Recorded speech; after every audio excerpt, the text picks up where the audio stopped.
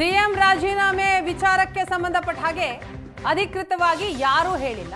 ಬದಲಾವಣೆ ಆಗುತ್ತೆ ಅನ್ನುವ ಲಕ್ಷಣಗಳು ಕಾಣ್ತಾ ಇವೆ. ಬೆಂಗಳೂರಿನಲ್ಲಿ ಮಾಜಿ ಸಚಿವ ಎಚ್.ಎಂ. ರೇವಣ್ಣ ಅವರ ಹೇಳಿಕೆ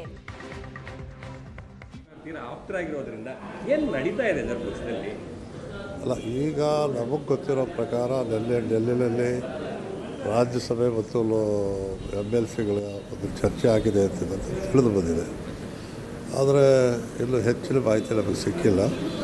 ಆದರೂ ಕೂಡ ಈ ನಡೆದ ವಿದ್ಯಮಾನಗಳನ್ನು ನೋಡಿದ್ರೆ ಮುಖ್ಯಮಂತ್ರಿಗಳಿಗೆ ರಾಹುಲ್ ಗಾಂಧಿಯವರು ಸ್ಥಾನ ಬಿಟ್ಕೊಳ್ಳೋ ರೀತಿಯಲ್ಲಿ ಅವರು ಡೆಲ್ಲಿ ರಾಷ್ಟ್ರದ ಹಿಂದುಳಿದ ವರ್ಗದ ಅತಿ ಎತ್ತರದ ನಾಯಕರಾಗಿ ಡೆಲ್ಲಿಗೆ ಬನ್ನಿ ಕರೆ ಕೊಟ್ಟಿದ್ದಾರೆ ಅಂತ ತಿಳಿದು ಬಂದಿದೆ.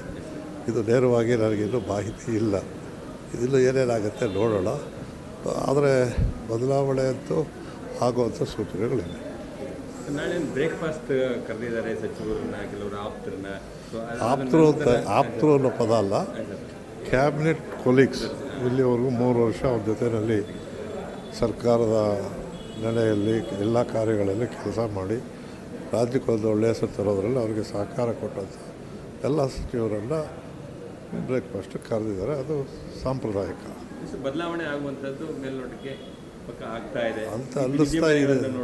ವಿದ್ಯಮಾನಗಳನ್ನು ನೋಡಿದ್ರೆ ಅನ್ನಿಸ್ತಾ ಇದೆ ಅನ್ನೋದು ಗೊತ್ತಷ್ಟೇ. ಬಟ್ ಫ್ರಮ್ ಹಾರ್ಟ್ ಮುಗಿಸ್ತೇವೆ ನೇರವಾಗಿ.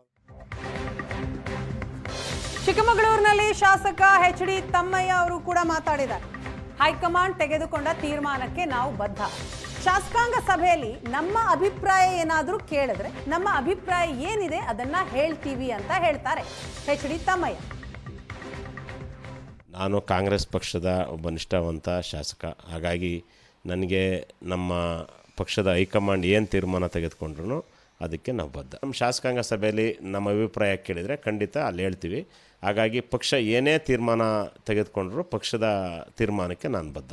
ಶಾಸಕಾಂಗ ಸಭೆಯಲ್ಲಿ ನಮ್ಮನ್ನೇನಾದ್ರು ಕೇಳಿದರೆ ಮಾತ್ರ ಹೇಳ್ತೀವಿ, ಇಲ್ಲದೇ ಪಕ್ಷದ ತೀರ್ಮಾನ ಏನು ಹೇಳ್ತಾರೆ ಅದಕ್ಕೆ ಬದ್ಧ. ಮಾನ್ಯ ಮುಖ್ಯಮಂತ್ರಿಗಳು, ಉಪಮುಖ್ಯಮಂತ್ರಿಗಳು ಅವತ್ತಿಂದನೂ ಹೇಳ್ತಿದ್ದಾರೆ ಹೈಕಮಾಂಡ್ ಹೆಂಗೆ ಹೇಳುತ್ತೆ ಆ ಥರ ಅಂತ. ಹಾಗಾಗಿ ನಾವು ಶಾಸಕರುಗಳು ಹೈಕಮಾಂಡ್ ಏನು ಹೇಳುತ್ತೆ ಆ ರೀತಿ ನಡ್ಕೊಳ್ತೇವೆ.